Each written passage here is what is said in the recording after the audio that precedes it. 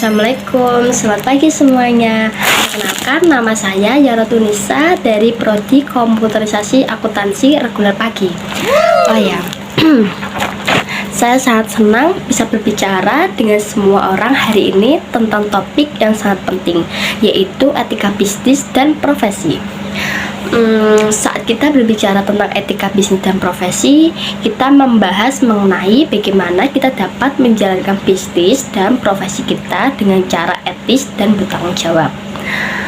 Sebagai seorang profesional dan bisnismen, kita memiliki tanggung jawab moral untuk melakukan hal yang benar dan memastikan bahwa kita tidak merugikan siapapun dalam usaha kita. Etika dasar adalah dari semua bisnis dan profesi, dan saya berharap bahwa presentasi saya hari ini akan membantu kita semua memahami betapa pentingnya etika dalam dunia bisnis dan profesi. Oke, tanpa berpikir panjang dan tanpa lama-lama, mari kita bahas slide-nya.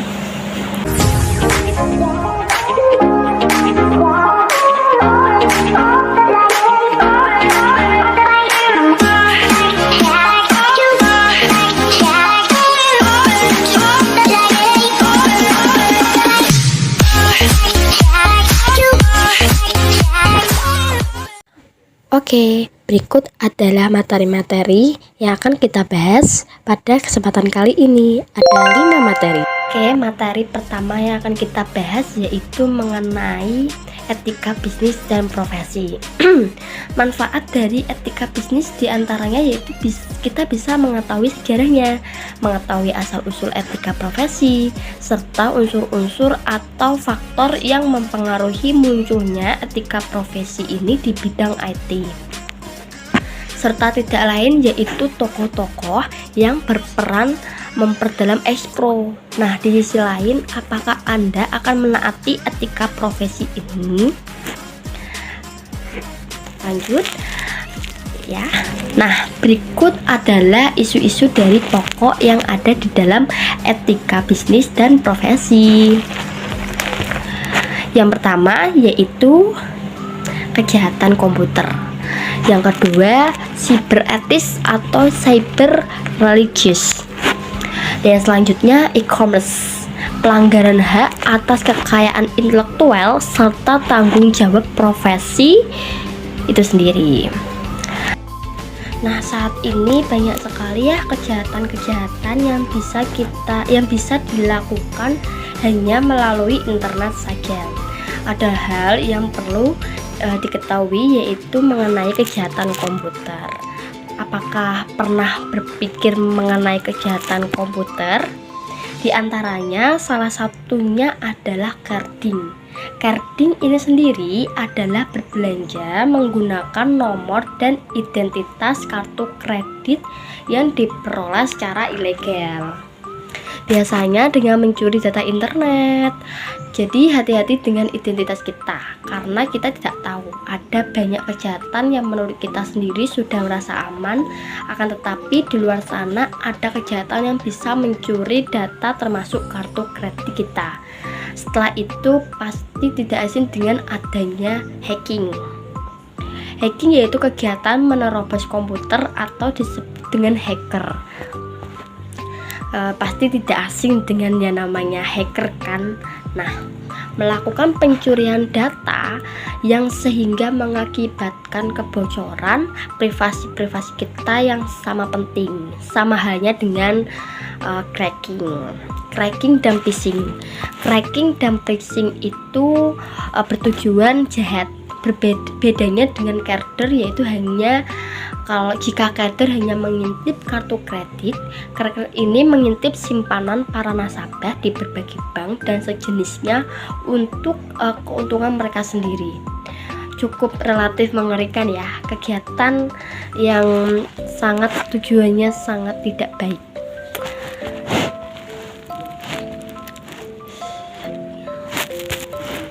Sementara phishing sendiri ini adalah memancing dengan hanya memakai username.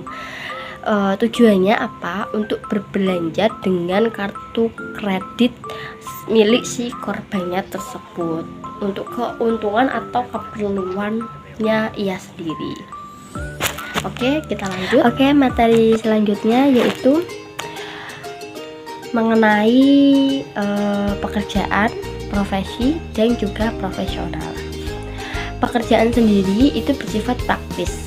Untuk apa? Untuk memenuhi kebutuhan ekonomi dan kebutuhan psikis, yaitu seperti contohnya rohani.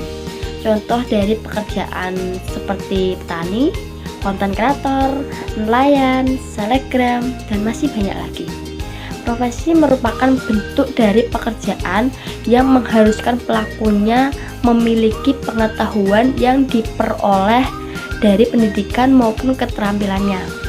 Contoh dari profesi diantaranya seperti dokter, peneliti, dan juga profesi ilmuwan. Fotografer, pilot. Seperti fotografer awalnya seorang yang suka berfoto. Hobinya suka memfoto alam atau objek-objek tertentu yang awalnya berawal dari hobi, akhirnya menjadi sebuah profesi yang bisa menghasilkan uang. Yang selanjutnya yaitu profesional. Bedanya hampir sama dengan profesi. Ia menjalankan profesi tersebut secara profesional dan lebih ahli dalam penguasaan materi secara mendalam. Oke, materi yang ketiga yaitu mengenai profesi dan bagaimana cara meningkatkan profesionalisme di bidang teknologi informasi. Berikut adalah cara meningkatkan profesionalisme di bidang IT. Jika profesi mengendalikan suatu keterampilan khusus, sedangkan profesionalisme orang yang tahu akan keterampilannya dengan membanggakan pekerjaannya. Nah, secara umum nih, pekerjaan di bidang teknologi informasi dibagi menjadi empat kelompok, yaitu perangkat lunak, perangkat kelas, operasional informasi, pengembangan sistem teknologi informasi. Nah, berikut adalah gambaran umum mengenai pekerjaan di bidang teknologi informasi. Dan yang pertama yaitu network engineer, ada programmer, selanjutnya web developer, dan juga ada computer system analysis, dan masih banyak lagi.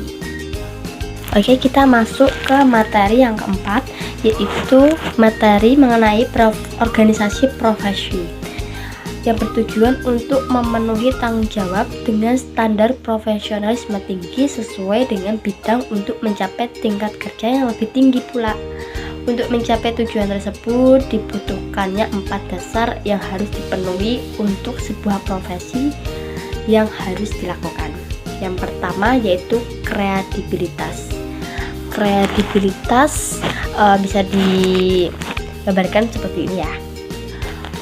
Dan selanjutnya yaitu profesionalisme, kualitas serta kepercayaan.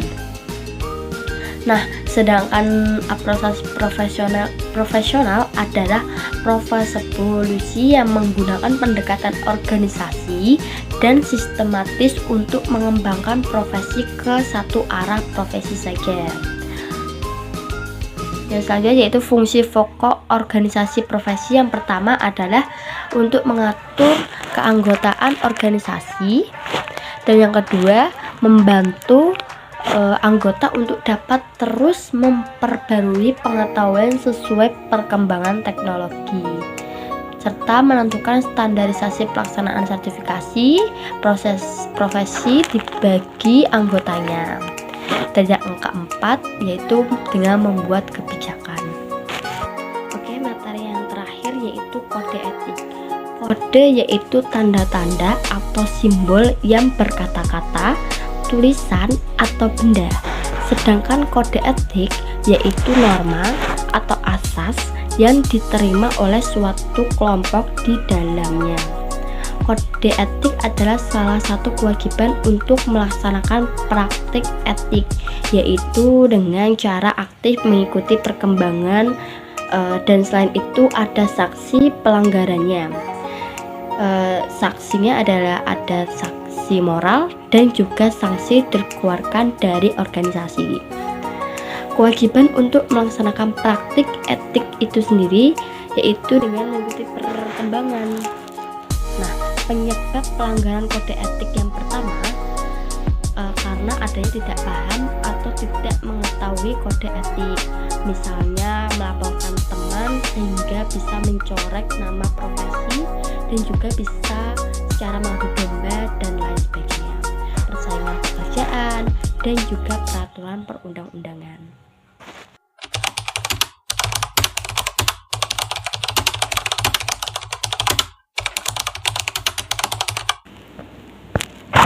Nah, demikian presentasi dari saya. Semoga apa yang saya sampaikan bisa menjadi bermanfaat bagi kita semua. Dan saya minta maaf sebesar-besarnya apabila ada tutur kata maupun tindakan yang kurang berkenan bagi Bapak dan Ibu sekalian.